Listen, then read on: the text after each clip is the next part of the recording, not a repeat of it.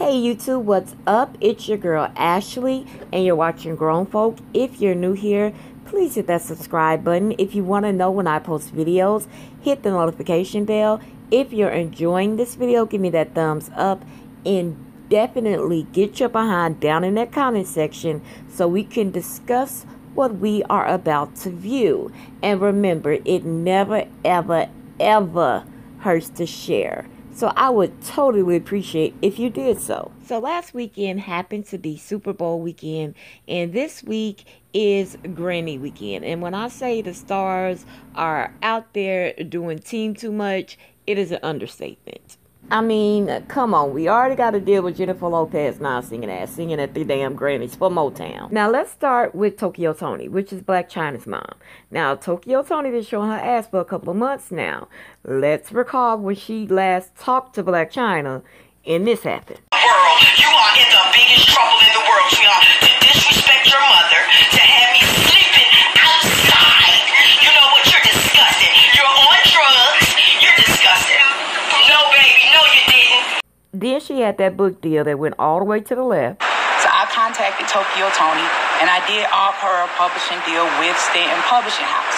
So what happens when you have a publishing deal with Stanton Publishing House, that means that I'm responsible for taking your payments, right? Your payments come to Stanton Publishing House, and then we distribute the funds to you.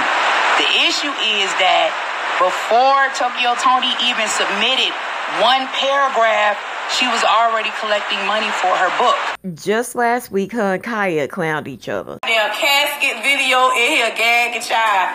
I said, where is the video at of motherfucking Tokyo Toni stripping in that bathroom on that goddamn sink? I said, where is this video at, gag? Order, let's talk about the motherfucking order! I can't keep these gags to my motherfucking self. What in the fuck is going on out there? These YouTube, Instagram, motherfucking Facebook, Twitter streets. It's Twitter and Instagram that turned into a whole goddamn porn site. Now the video Khai is referring to is something Tokyo Toni put up on Twitter, which she was definitely feeling herself in the bathroom, booty butt ass naked, okay? And I mean naked, as you can see, and did a little two-step and a twerk for her viewers. I was proud of her response though. Let me say, she at the back, y'all back. Give me $25.99. Every 3 people. There's only 4 people there.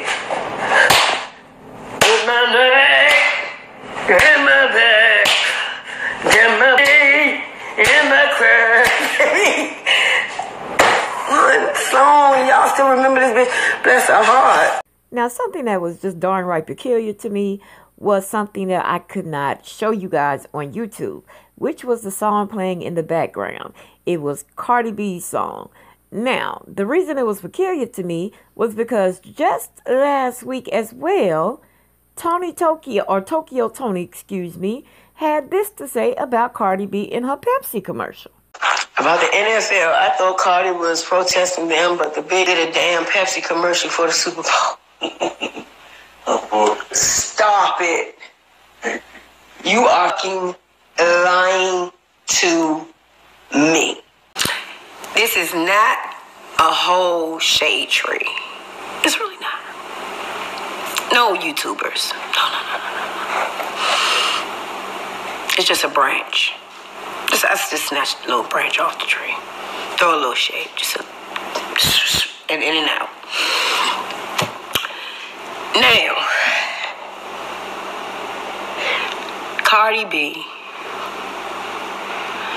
is one grimy motherfucker. What you doing, sweetheart, is just not cute.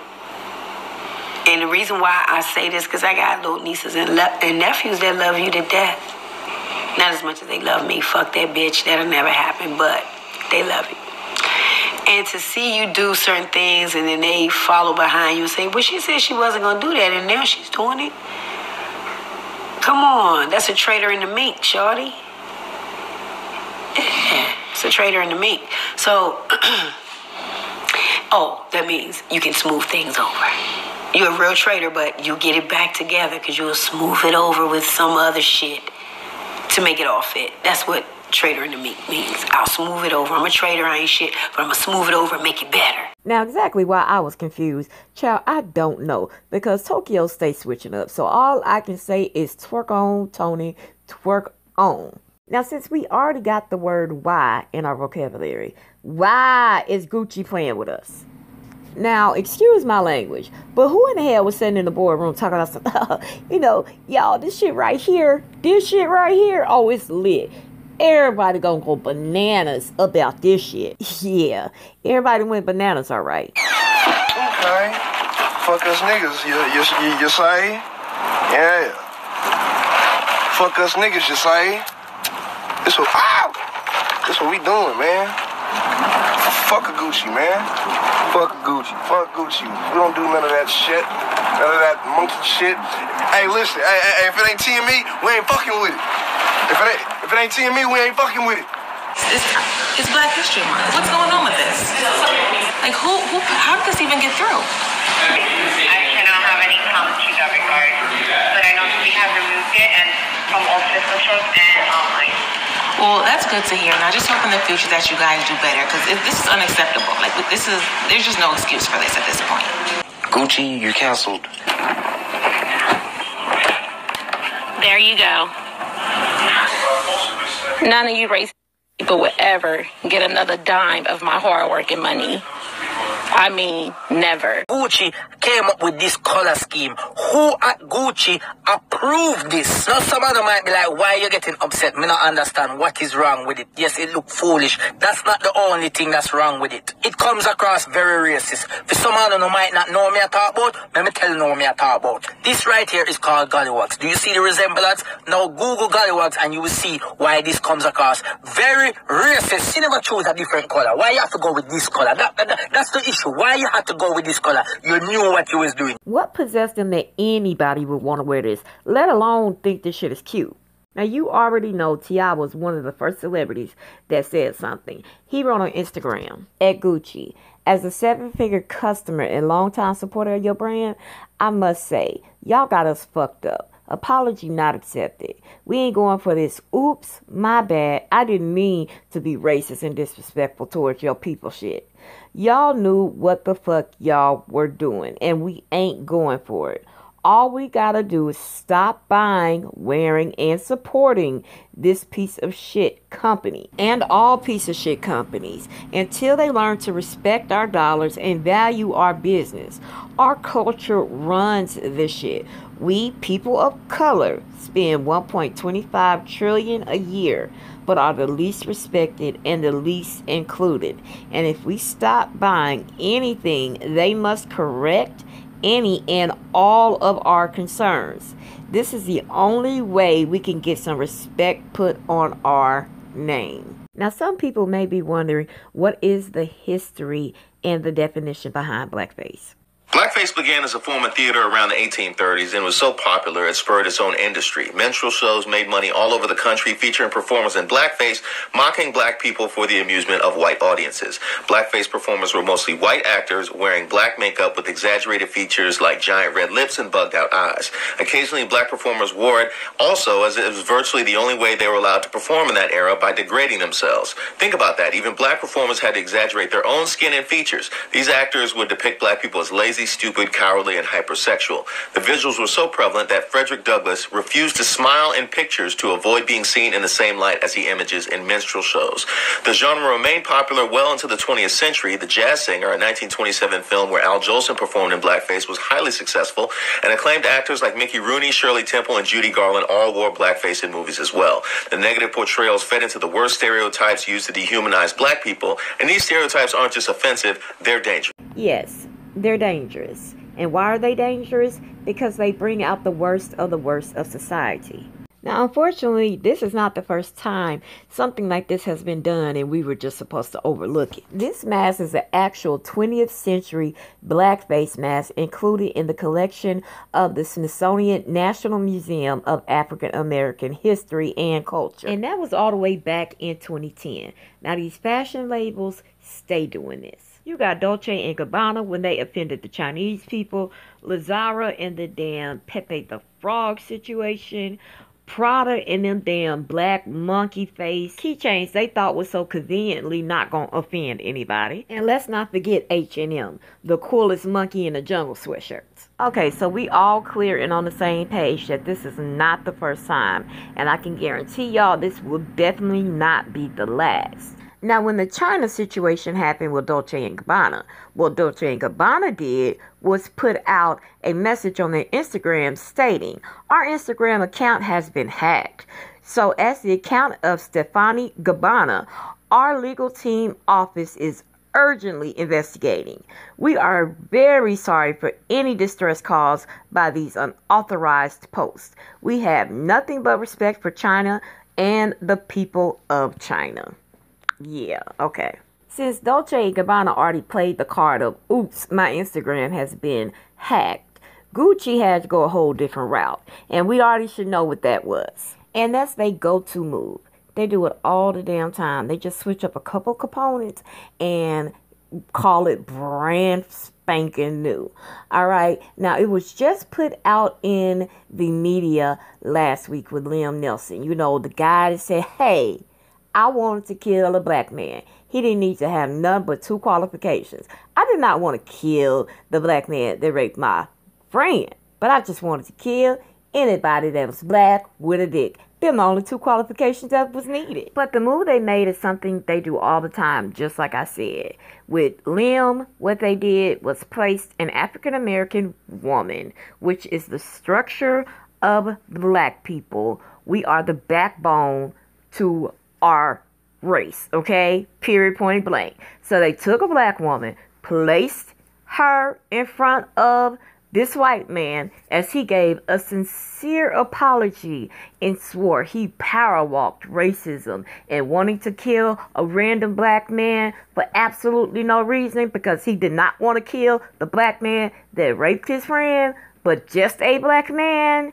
That's not acceptable. He power walked that thing right on out. Just after no more feelings. And he's so ashamed. And he did this to a black woman. So when people see it, they can say, hey, what are they so upset for, damn it? The black woman he was talking to accepted it. What the hell are they complaining for? They're always complaining about something. Oh my gosh, just get over this shit already. You know, that same shit we hear about every single thing we happen to be bothered by. First, they hit us with that weak-ass apology that reads, Gucci deeply apologized for the offense caused by the wool baklava jumper. We can confirm that the item has been immediately removed from our online store and all physical stores. We consider diversity to be a fundamental value to be fully upheld, respected, and the forefront of every decision we make.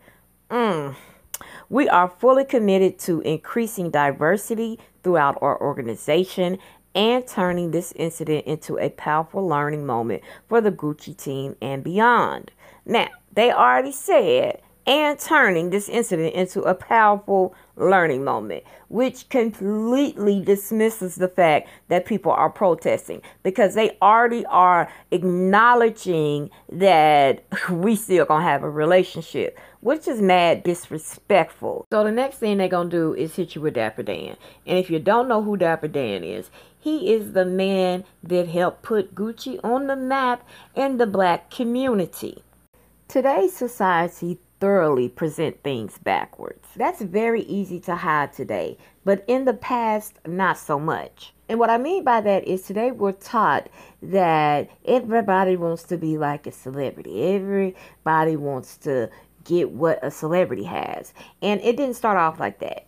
What it started off is like celebrities would do what they saw people that was popping in the neighborhood do, and that was drug dealers. So rappers followed the drug dealers, and what Dapper Dan did was provide a service to the local drug dealers, which caught on to the local rappers, which then became nationwide. And these rappers would see what the drug dealers was rocking, and then they would want to rock it too. And to be honest, that's exactly how it still go down today. Now, society will teach you that it's stars that run the show and make everything popping. Not so much. It is actually individuals. It is actually life. And that's just the honest to God truth. Okay, now most people will not believe that, because I've learned just from being a YouTuber that the majority of people are followers and damn sure not leaders. Now, child, that's neither here nor there. Facts are, Dapper Dan is the man that put the logo of Gucci on the map, because they were not doing that back in the day, which put all his criminal activities to a halt until they hired him a couple of years ago after making the film. Now, they didn't already prepare your man Dapper Dan with a statement which reads, "I am a black man before I am a brand. Another fashion house has gotten it outrageously wrong. There is no excuse nor apology that can erase this kind of insult. The CEO of Gucci has agreed to come from Italy to Harlem this week to meet with me along with members of the community and other industry leaders. There will not be inclusivity without accountability. I will hold everyone accountable." So to just get straight to the point, to make a long story short, they didn't hit you with the okie dokie, because this is not a statement prepared for panic. It is not a statement that is lost in translation for the moment, because they have not spoken to the leaders yet. It is announcing everything is cool. We're going to talk to the closest black people near, and then we're going to call this shit a day. All right? Cut and dry. That's what the hell is happening. I give everybody about 3-4 months, and them stars going to be wearing Gucci ASAP.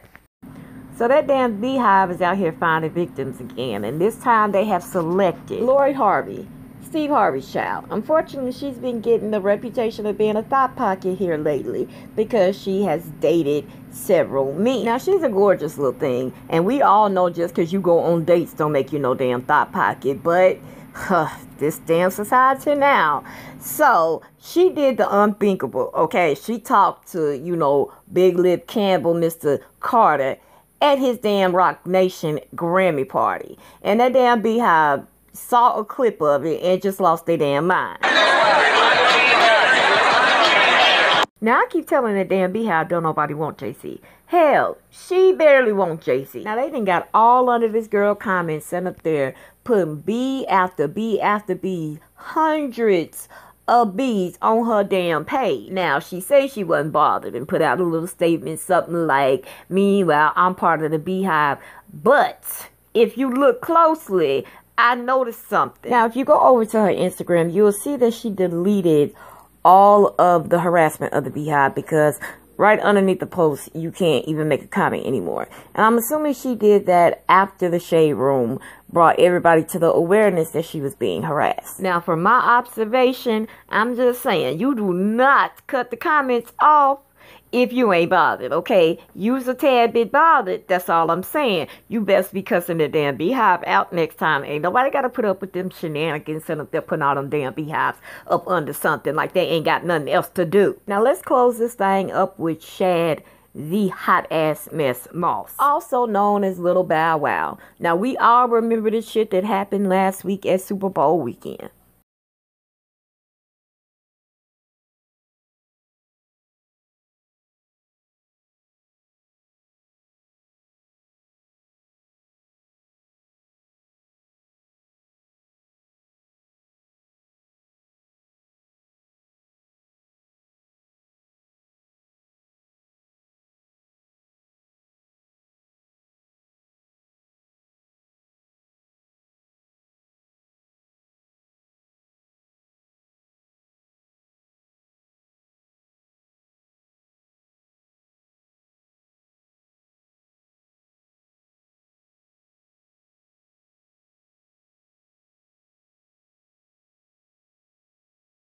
Now, all of us shared a difference of an opinion. Some people thought that it was his fault because simply he's a man. Some people thought it was Kiyomi's fault because they watched her on Growing Up Hip Hop and she was very aggressive. Some people, like myself, thought they didn't need to be together because if you got to fight like that, your ass just don't need to be together. Definitely at this age. And some people just didn't give a fuck, okay? And now that we done saw that shit right there, Bow Wow, we got questions. What in the hell was you doing jumping up in her face like that? Why in the hell was you pulling off your jacket like you just in a street brawl or something like that? Why was you acting like that? Like, and you can even tell that the security was not really pressed. Like, they didn't seem this enough that they didn't even really have no reaction. Last time we saw an elevator fight, it was Solange whooping the hell out of Jay-Z. And Beyonce had that same reaction. And we know he didn't tap that ass before. So, Bow Wow, like, sit down. But I want to know what y'all thought about it. Because a lot of people felt, you know, sympathy for him. In which I felt like, okay, he shouldn't be in jail. But if you sitting up here bucking up like you bad in her face like that, and she whooped your ass, that's just what you got to take. You got to take that like a G and sit on down with them scratches because you shouldn't have got in her face like that. So, I want to know what y'all think. Now that we just saw this, has your opinion changed or is it the same? Okay, now y'all already know what time it is. It is time for y'all to boogaloo your behind down in that comment section and let's discuss this right here in depth. I want to know what y'all think about from every perspective. Every single story, okay? Dapper Dan, Bow Wow, everything. Just give me a full rundown of what your opinion is so we can get that conversation started down below in the comments. And do not forget to hit them buttons I need you to hit, which is that thumbs up, that subscribe, your notification so you can know when your girl is making a video. And, you know, if you want to take the time out to share a chick video, I will always be very appreciative of that. All right? So, I enjoyed you guys as I always do. And I will see you next time on my next video. Also, for the people that keep asking me to speak on the toast made by the white lady and her NFL boyfriend, I think it is, I am working on that now. I'm not an NFL buff, so I have to do some research, which takes time. So you will get that video in a couple of hours. All right, toodles. See you guys later. Bye.